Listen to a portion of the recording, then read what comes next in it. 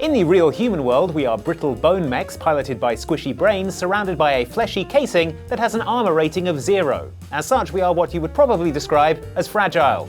Not so in video games, where the characters we occupy regularly take hits that would fell an elephant, only to pop right back up again ready to rumble. There are some enemies though who have access to special attacks so powerful that they can kill you in a single hit, leaving you blinking at a game over screen and wondering what the hell just happened. Here are 7 of the most terrifying one-hit kills that will ruin your entire game. Enjoy, and beware spoilers ahead for the following.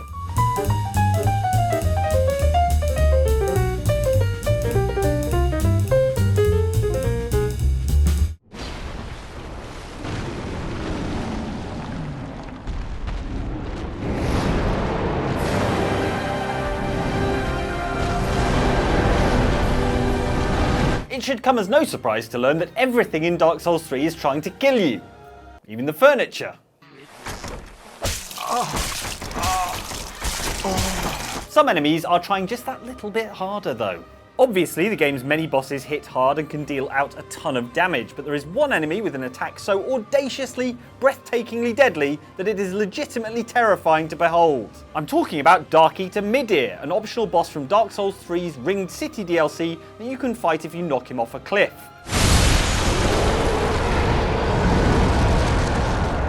Needless to say, that doesn't put him in a good mood. Midir is a huge crystalline black dragon who can fly, attacks with claw swipes and tail whips, and, as if that wasn't enough, can also breathe fire. But this is Dark Souls, like 90% of the stuff you fight can fly and hit you with claws and breathe fire. What sets Midir apart is his focused dark beam, an astonishingly powerful laser that he can fire out of his mouth, which is as shockingly deadly as it is almost impossible to avoid, because he sweeps it across the room like Agent Mulder using a flashlight to check a warehouse for UFOs.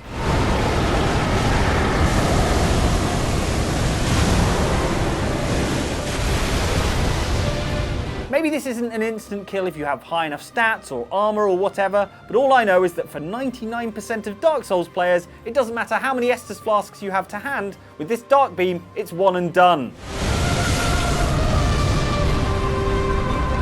A reminder, this boss is optional, as in you have the option to do literally anything else instead of fighting him. How about knitting? I hear it's very relaxing. You are a long way from home, cowboy. You have my sympathies. Guess that's a local's way of breaking the ice. Anyway, you know what this is all about. My assignment is to search for the president's missing daughter. What? All by yourself? Mess with the wrong bioweapon in the Resident Evil series and you stand a pretty good chance of being killed in a single hit without any chance to retaliate. Maybe by the Ivy zombies who will bite you right in the head.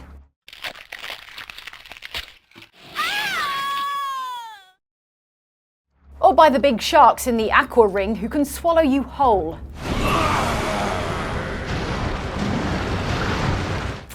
Embarrassing. Tell Dispatch I died doing something cooler. By far the most terrifying of these enemies though is Dr. Salvador, apparently the local physician in the village from Resident Evil 4, who seems to have a fairly loose interpretation of the Hippocratic Oath, given that he is now wearing a bag over his head and brandishing a chainsaw. This entire sequence is meant to stress you out as you run around like a headless chicken, and Resident Evil 4 lays out its position, re your death. It's for it. But there's nothing in this section, or indeed in the entire game, as panic-inducing as hearing that revving chainsaw and the manic shrieking of Dr. Salvador as you realise that, oh right, chainsaws can cut through doors. What are they planning? Chainsaw. Anyway, let the good doctor get too close, something you have a limited amount of control over due to how much panicky running around in a confined space you're doing, and the game will trigger Dr. Salvador's instant kill animation, which is as terrifying as it is brutal, as it is short. I guess the running around while headless thing only works if you're a chicken. Leon's just lie there.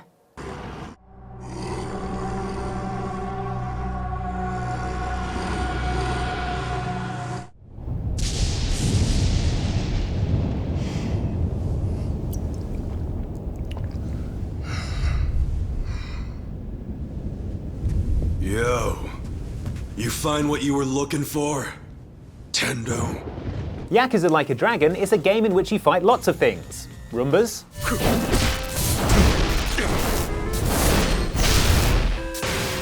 chimps driving construction equipment, Clara's on the digger! and of course the urge to just sack everything off and do karaoke instead. The demons are brewing up a hellish stew. Made of you, worthless humans cooked into a roux. Right in the heart. One of the toughest battles in the whole game, however, comes right at the end, when you square off against penultimate boss Yosuke Tendo, a besooted meat mountain of a man with a mustache as thin as the patience he has for your Dragon Quest-inspired turn-based combat nonsense, and removing his clothes in a conventional manner. Tendo is a former boxing champion turned Yakuza patriarch, both pretty high up the list of things you want to avoid getting into a fistfight with, as you'll realise when your team of 4 plucky heroes who you have just spent the last 30 plus hours strengthening your bond with, levelling up, and kitting out with the best gear get absolutely decimated by Tendo's brutal attacks while dealing at best minimal chip damage in return.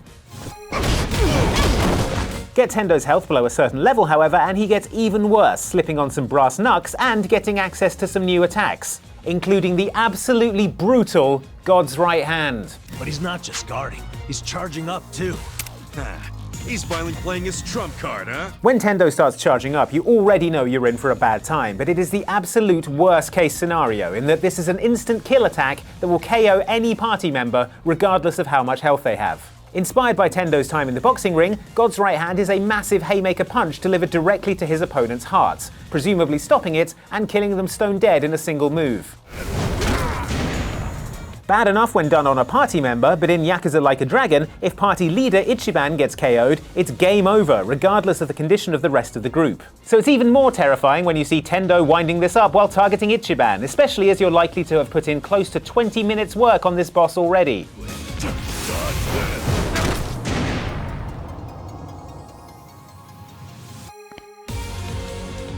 Damn it.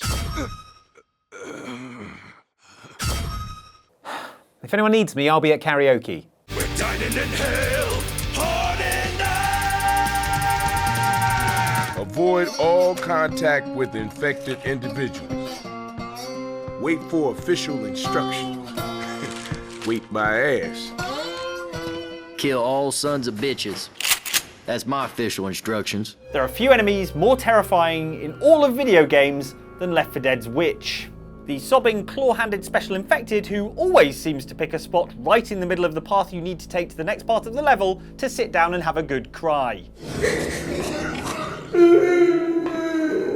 No, take your time. It's not like I'm in a rush or anything. As anyone who has played a Left 4 Dead will know, unlike most zombies, who you just blast away at until they fall over, the witch has to be handled with special caution.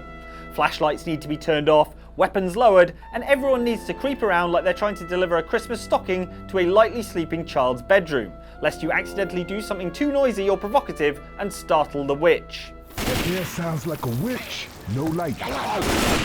The reason that startling the witch is a bad thing is that the witch is the only enemy in the game capable of incapacitating a survivor in a single hit. Once startled, she emits a piercing shriek and then makes a beeline for the player responsible, knocking them instantly to the ground and incapacitating them. An experience that is as terrifying as it is super terrifying.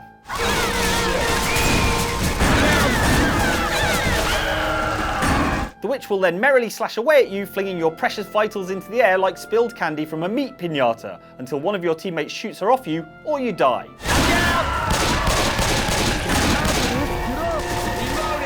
If you're playing on expert difficulty, however, the formalities are out of the window, and the witch will just instantly kill your character regardless of your level of health or whether you've already been downed on the stage before.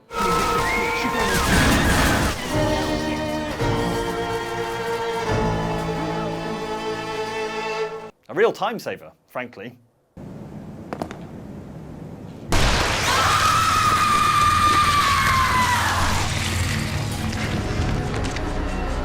Shit, I'd better run. There's very little that's pleasant about Laura, a creature from survival horror Fright Fest, The Evil Within, who is made up of equal parts twisted grasping limbs, hair, and screaming.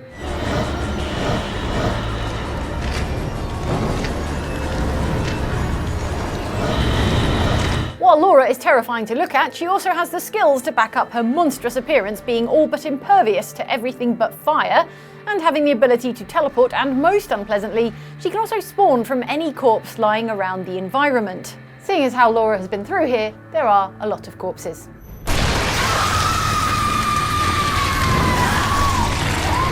If all that wasn't incentive enough to keep as far away from Laura as possible, how's this? If you let Laura get too close, she will lunge at you, arms outstretched. If this connects, it's all aboard the 5:15 to insta-kill junction as Laura knocks your character, grizzled cop Sebastian Castellanos, onto his back and then proceeds to just go ham on his face with her many, many arms.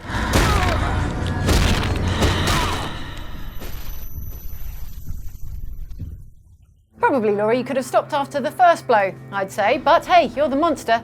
Don't let me tell you how to do your job.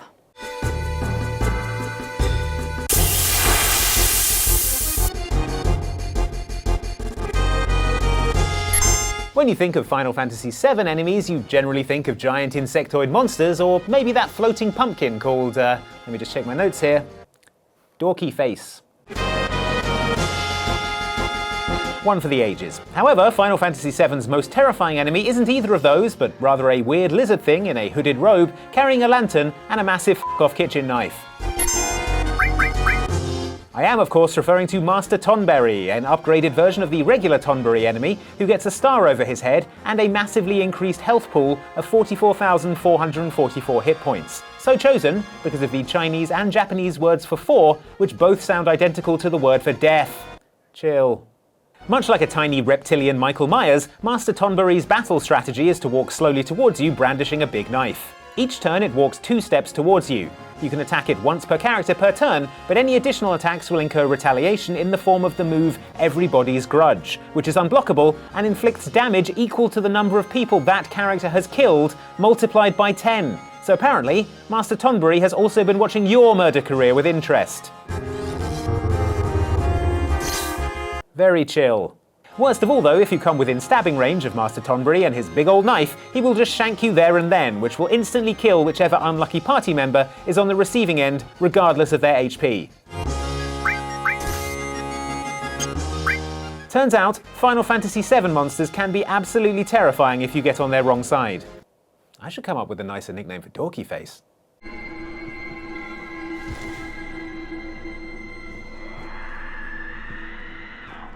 In the Mass Effect series, a Banshee is what happens when the Reapers corrupt an Asari, warping her mighty biotic powers for their own villainous ends, creating a synthetic organic nightmare monster that is as terrifying to look at as it is to listen to. And boy howdy, is it terrifying to listen to.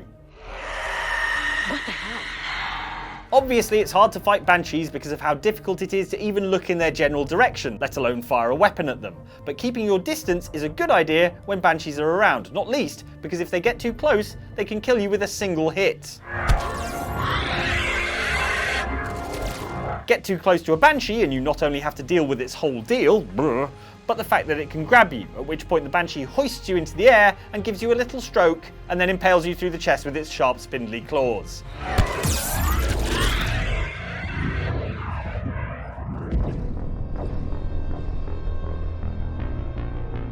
Of course, if the start of Mass Effect 2 taught us anything, it's that the technology exists to resurrect Commander Shepard if they die, meaning we can get right back into the fight. Actually, you know what? I think I'll probably stay dead.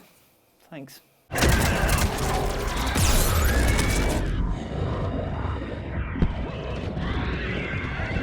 Hey, thanks so much for watching this video about one-hit kill attacks that will ruin your game. But what won't ruin your day is doing one hit, by which I mean click, on either of these videos here. Both are very fine and you will enjoy them. Up here is one from us. Down here is another great video from Outside Extra, who are next door recording something very loud. So hopefully you haven't heard any of that throughout, because they won't keep it down in there! So maybe I ruined their take. See how they like it.